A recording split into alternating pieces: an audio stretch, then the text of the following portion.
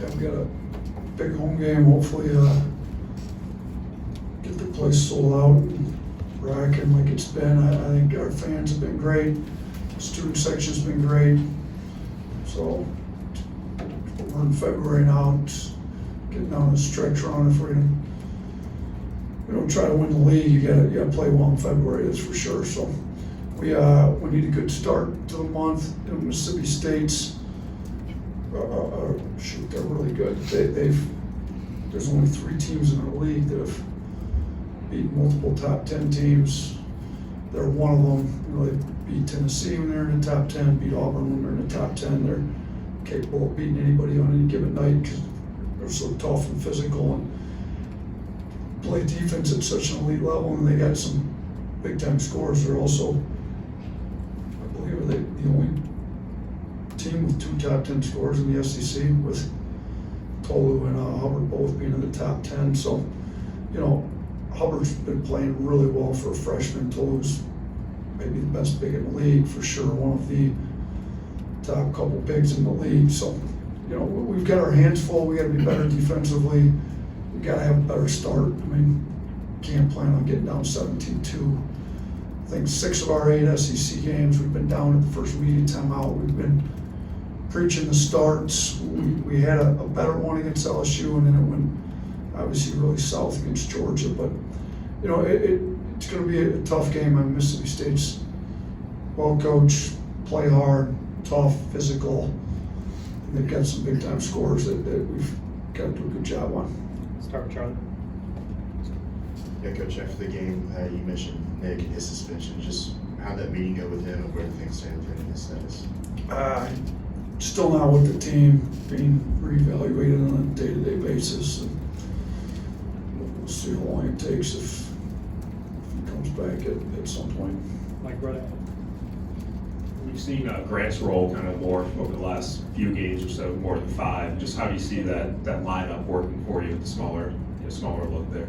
Yeah, he's been one of our best post defenders. He did the best job on Tolu last time we played him. So offensively, we're better because you can pull, their 5 away from the rim a little more.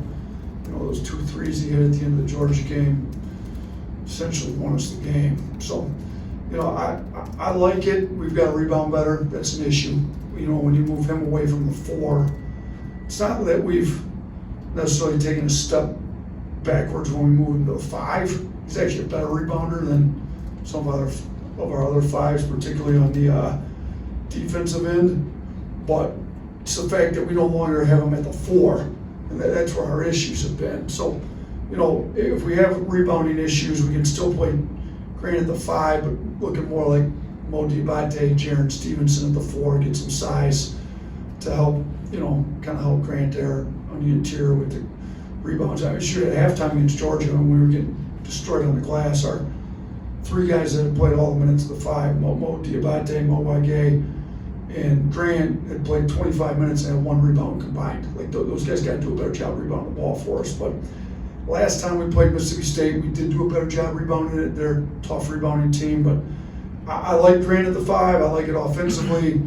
We got to make sure we're rebounding better, with particularly being smaller at the 4 when he goes to the 5. Nick Kelly.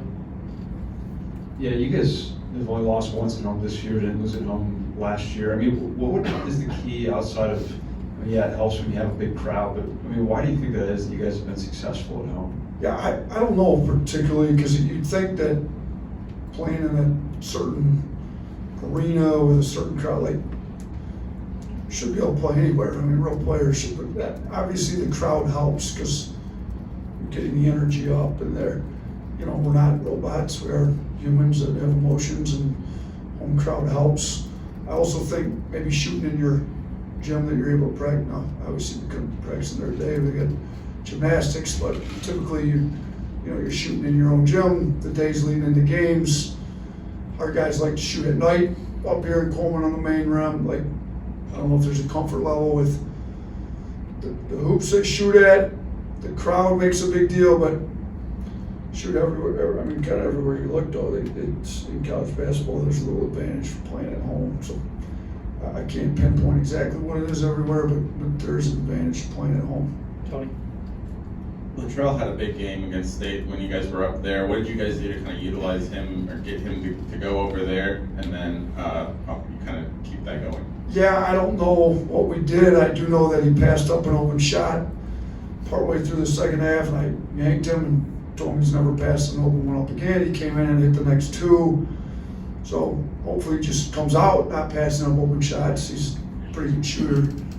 He's shooting it about as well as anybody in the country, in my opinion. So, and he had a great practice today. He's playing well on defense, taking care of the ball, making shots. He's, the issue with Trelly was he missed so much of the summer. He had a bunch of random injuries, and then he missed some parts of the fall.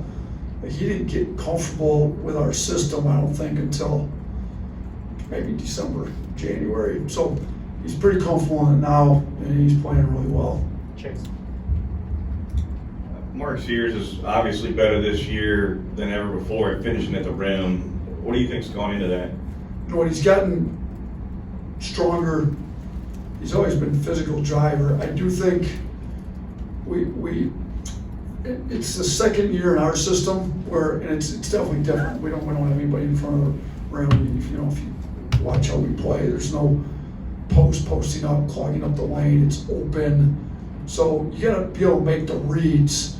A lot of the rim finishing percentage some of it's, your finishing package. How strong are you? A lot of it's making the right reads. Don't take ones you should be taking. I think most of his is actually making the correct reads this year. Being more comfortable in the system. You drive, where's the help coming from? Is it late? Do I finish? Is it there early? Do I spray it? Just take the ones you should make the ones you should take. And he's been mainly taking the ones he's supposed to be making and making them like he should. Like, I think last year, first year in the system, trying to figure out all the different reads, he's way better making the reads in the system this year. Blake.